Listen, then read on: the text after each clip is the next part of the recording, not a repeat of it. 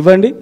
ఒకవేళ మీరు అది చేస్తే కూడా మేము కూడా ఎవడెవడు చేసినా రాసి పెట్టుకుంటాం. మేము కూడా ఎవడెవడు ఓపెన్ చేసిండు, ఎవడెవడు వ్యతిరేకం చేసినాడు చూస్తాము.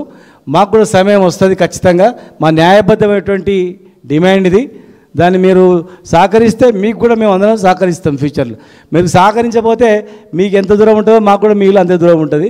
కనుక దయచేసి దానికి బాధ్యత వహించాల్సి వస్తుంది. మీ కేసులకు పీసులకు ఎవడు భయపడు, ప్రాణాలే తెగించి కొట్లాడి తెలంగాణ తెచ్చుకున్నాను. ఇదేం పెద్ద లెక్క కూడా కాదు. కనుక మళ్ళీ భవిష్యత్ కార్యాచరణ మేము దీని తర్వాత మా అన్న చెప్పినట్లు మేము అందరం కూర్చొని మాట్లాడుకుని ప్రకటిస్తామని సంపూర్ణమైన మద్దతు అందరూ సంబంధ వర్గాలు, వీళ్ళు వాళ్ళని కాదు, ప్రైవేటు గిరివేట్ కాదు, ఈ చాలామంది విద్యాసంస్థలు ఉన్నాయి. దయచేసి మరి మీరు అందరూ కూడా మీరు అందరూ చెప్పుకోవాలి. ఒక బీసీలే కాదు, దీనికి సపోర్ట్ చేసే వాళ్ళు ఎవరు సపోర్ట్ చేసినా వాళ్ళని గుర్తుపెట్టుకుంటాం, ఎవరు వ్యతిరేకం చేసినా వాళ్ళని కూడా గుర్తుపెట్టుకుంటాం. స్వచ్ఛందంగా మీరందరూ కూడా దీన్ని మద్దతు తెలపాలని చెప్పి మీ ద్వారా నేను రిక్వెస్ట్ చేస్తాను. Thank you.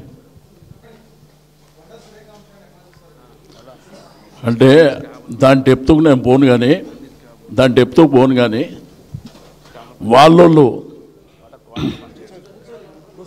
ఇప్పుడు ఉన్నటువంటి మెయిన్ స్ట్రీమ్లో ఉన్నటువంటి ఆ మంత్రుల ఇంటికి పోలీసు వాళ్ళు పోతుండేనా?